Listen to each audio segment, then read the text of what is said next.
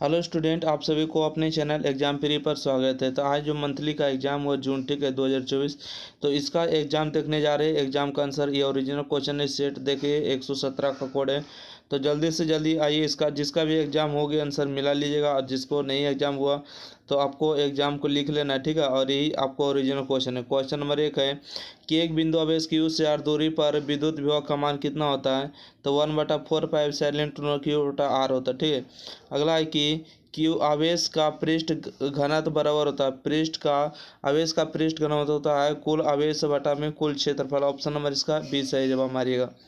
Option number देखिएगा सी में कहा गया है कि यानी पानी का परावैद्युत नियतांक कितना होता है। पानी का परावैद्युत नियतांक जो होता है 80 होता है। ऑप्शन नंबर बी है सही।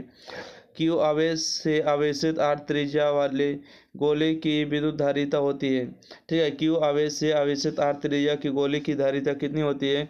तो 4 का बिल्कुल सही जवाब लगेगा 4πε0r² होता है। विद्युत वाहक बल की इकाई कितनी होती है। विद्युत वाहक बल की इकाई क्या होती है, 5 का होगा वोल्ट होती है। 1/4πε0 क्या होता है, तो 9 × 10⁹ न्यूटन मीटर स्क्वायर प्रति कूलम होता है। ऑप्शन नंबर ए सही जवाब। चलिए 6 के बाद 7 नंबर क्वेश्चन देखते हैं, ठीक है। क्वेश्चन नंबर 7 में बताया गया है कि निम्नलिखित में कौन सा संबंध सही है, ठीक है। क्वेश्चन नंबर 7 में बताइएगा निम्नलिखित में कौन सा संबंध सही है। तो इसका बी नंबर सही जवाब होगा, ठीक है। बी नंबर बिल्कुल सही जवाब होगा। अगला है कि विद्युत द्विध्रुव आघूर्ण का ऐसा मात्र होता है। विद्युत द्विध्रुव आघूर्ण का मात्र होता है कूलम मीटर होता है। आवेश चालक की स्थिति ऊर्जा होती है, आवेश चालक की स्थिति ऊर्जा होती है 1 यानी CV² होता है, हाफ CV² होता है। अगला संधारित्र की धारिता बराबर होती है, यानी Q × V⁻1 होगा। अगला है प्रति इकाई आवेश पर लगने वाले बल को कहते हैं। प्रति इकाई आवेश पर लगने वाले बल को हम लोग क्या कहते हैं, तो हम लोग कहते हैं, इसको सही जवाब होगा विद्युत क्षेत्र कहते हैं, सी नंबर सही जवाब। चलिए अगला क्वेश्चन देखिएगा, क्वेश्चन नंबर 12। क्वेश्चन 12 है कि विद्युत क्षेत्र रेखाओं डैश की जानकारी के बारे में प्राप्त होती है। विद्युत क्षेत्र रेखाएं से डैश के बारे में जानकारी होती है, यानी कि क्षेत्र की शक्ति, दिशा होती है, आवेश की प्रकृति, इनमें सभी। इसका सही जवाब डी नंबर लगाएगा।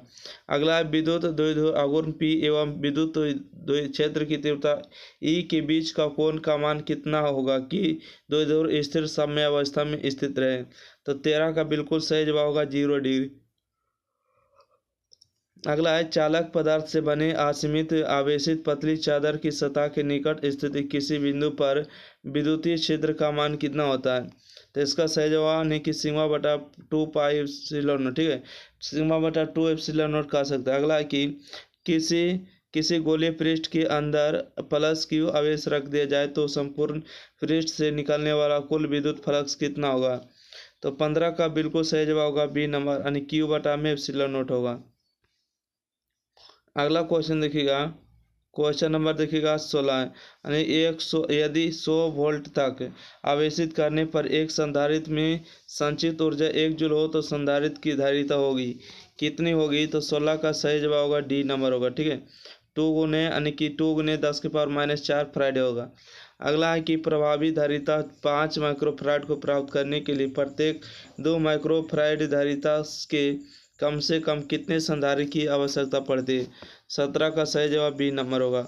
अगला आवेशित संधारित्र की दोनों पट्टियों का कुल क्षेत्रफल का योग कितना होता है। तो 18 का सही जवाब होगा 0 होता है। चलिए अगला क्वेश्चन बढ़ते हैं, क्वेश्चन नंबर 19। क्वेश्चन नंबर 19 है कि प्रत्येक 6 माइक्रोफैराड धारिता के 3 संधारित्र उपलब्ध है, उनके संयोजन से प्राप्त न्यूनतम एवं अधिकतम धारिता होगी। तो इसका सही जवाब होगा 3 और 12 माइक्रोफैराड होगी। वीडियो अच्छा लग रहा है तो एग्जाम फ्री चैनल को सब्सक्राइब करें, लाइक करें, और आपके वायरल प्रश्न को आपके समय से पहले दिया जाएगा, ठीक है। अगला है 64 समरूप बूंदें जिनमें प्रत्येक की धारिता 5 माइक्रोफैराड मिलकर बनी एक बड़ी बूंद बनाती है। तो बड़ी बूंद की धारिता बताइए क्या होगा। तो बड़ी बूंद की धारिता 20 माइक्रोफैराड होगा। अगर दो आवेशों के बीच की दूरी बढ़ा दी जाए तो उनकी वैद्युत स्थिति ऊर्जा क्या होगी। तो क्या होगी, घट सकती या बढ़ सकती।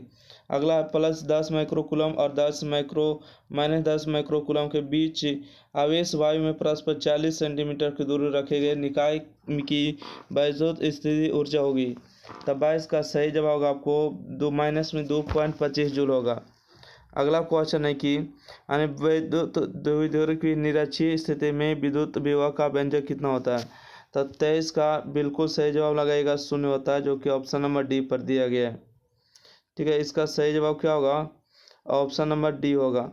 अगला है गोलीय चालक की विद्युतीय धारिता होती है। ठीक है, गोलीय चालक की विद्युतीय धारिता क्या होती है।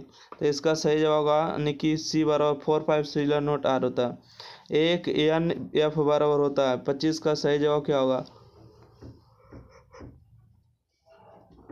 1 गुने 10 के पावर -9 होता है। अगला है कि आवेशित संधारित्र पर शुद्ध आवेश होता है।